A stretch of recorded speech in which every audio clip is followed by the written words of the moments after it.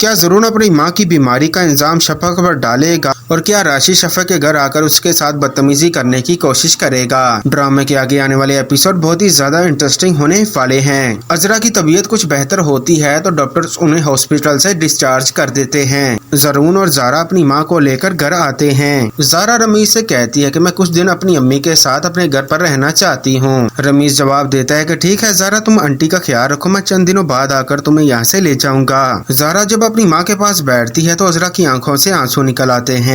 वो बार बार अपने लबों पर शफक का नाम लाने की कोशिश करती हैं। ज़ारा सब समझ जाती है और कहती है कि अम्मी आप परेशान ना हो, जैसा आप चाहती हैं वैसा ही होगा, लेकिन पहले आपको ठीक होना होगा। जब आप ठीक हो जाएंगी तो हम खुद शफक को उसके घर से यहाँ पर ले आएंगे। दूसरी तरफ ज़रून अपने कमरे में बैठा यही सोचता रहता है कि अम्मी की इस हालत की जिम्मेदार सिर्फ और सिर्फ शफक ही है। अगर शफक ने हमसे छुपा कर इतना बड़ा कदम ना उठाया होता, ना उस लड़के के साथ इन्वॉल्व होती, तो आज अम्मी की यह हालत ना होती। शफक, मैं तुम्हें कभी माफ नहीं करूंगा। उधर दूसरी तरफ नाज़रीन आप देखेंगे कि महम कॉल करके राशिद को कहती है कि राशिद शफक अपने घर पर बिल्कुल अकेली है, अगर तुम वहाँ पर जाओ तो मैं यहाँ से ज़रून को वहाँ पर भेज दूँ तो ज़रून शफक को रंगे हाथों पकड़ लेगा, फिर वो उसे तलाक दे देगा। राशिद घबरा कर कहता है कि लेकिन मुझे तो शफक के घर का पता ही नहीं। महम मुस्कुराते हुए कहती है कि तुम फिक्र ना करो, मैं अभी एड्रेस भेजती हूँ। महम एड्रेस भेज देती है और राशिद फौरन गाड़ी निकाल कर शफक के घर की तरफ निकल जाता है, मगर इत्तेफाक से शफक के घर के कुछ फासले पर ही खड़ी होती है। अचानक वो देखती है कि राशिद की गाड़ी उसके सामने से ही गुजरती हुई उसी के घर की तरफ जा रही है। शफक हैरान रह जाती है कि राशिद मेरे घर की तरफ क्यों जा रहा है। आखिरकार शफक को यकीन हो जाता है कि ये सब कुछ महम का ही किया धरा है, क्योंकि राशिद को कभी उसके घर का इल्म नहीं था। परेशानी के आलम में जब शफक अपने घर पर आती है तो अचानक चकरा कर सोफे पर गिर जाती है। शफक की मुलाजमा दौड़कर उसे सहारा देती है और कहती है कि शफक बीबी आपको क्या हुआ।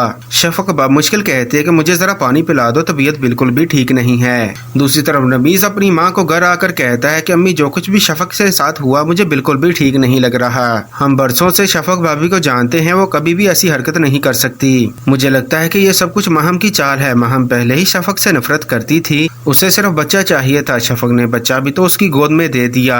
अब महम को उसके घर में रखने का, उसके पास रखने का कोई जवाब ही नहीं बचा, इसीलिए उसने ये सब कुछ किया। ये सब कुछ सुनकर महम की माँ हैरान रह जाती है। तो दोस्तों आपके ख्याल में क्या ज़ारा महम की हकीकत ज़रून के सामने ले आएगी या नहीं? कमेंट सेक्शन में अपनी राय से जरूर आगाह कीजिएगा। चैनल पर नए हैं, चैनल को सब्सक्राइब कर दे, वीडियो को लाइक कर दे। मिलते हैं इंशाल्लाह किसी नेक्स्ट वीडियो में, तब तक के लिए अपना ख्याल रखिएगा। अल्लाह हाफिज।